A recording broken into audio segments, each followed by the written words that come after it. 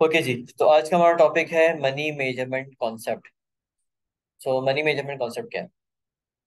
Money measurement concept ये कहता है कि only those item should be reported और should be recorded in the financial statements which are capable of being valued in the monetary terms.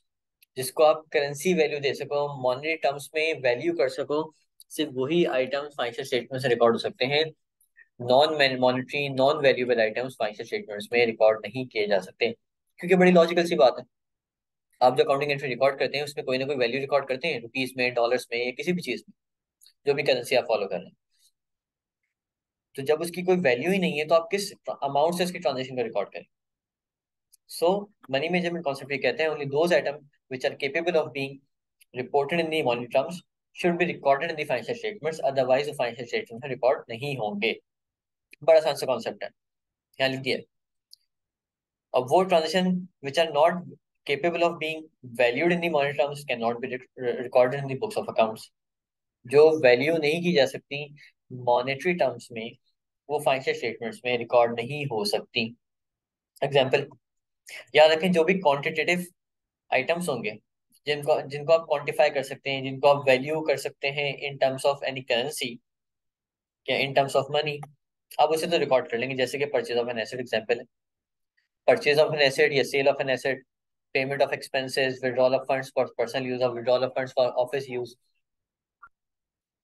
तो ये तो वो ट्रांजेक्शन हो गई जो कि आप देखते हुए आ रहे हैं, इनकी तो कोई ना कोई मॉनेटरी वैल्यू होती है, तो इसे तो आप रिकॉर्ड कर सकते हैं। ये फाइनेंशियल स्टेटमेंट्स में रिकॉर्ड हो जाएंगे। ये है मनी मेजरमेंट कॉन्सेप्ट बता रहा है आपको। अब मनी मेजरमेंट कॉन्सेप्ट ये भी बता रहा है कि वो आइटम जिनको आप वैल्यू नहीं कर सकते मॉनेटरी टर्म्स में,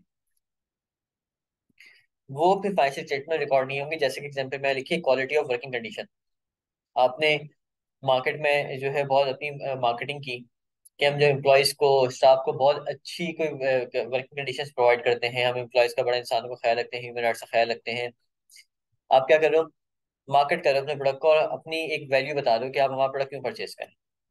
जैसे कि दी बॉडी शॉप है, तो उसकी जो ओनर थी, आई थिंक अनीता रॉडिक, वो कहती थी कि हमने जो भी अपने कॉस्मेटिक प्रोडक्ट्स बनाए हैं उनको हमने जानवरों पर टेस्ट नहीं किया हुआ।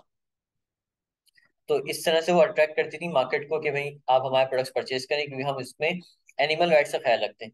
तो क्या जो बिजनेस की एक कैरेक्टरिस्टिक है, या बिजनेस की जो ये खासियत है कि वो वर्किंग क्वालिटी क्वालिटी जो कंडीशंस हैं वो बहुत अच्छी प्रोवाइड कर रहे हैं, या वो जानवरों पे इस चीज को टेस्ट नहीं कर रहे, या किसी और चीज को हार्म नहीं कर रहे, इसको आप वैल्यू कर सकते हैं? मनी टर्म्स में नहीं कर सकते।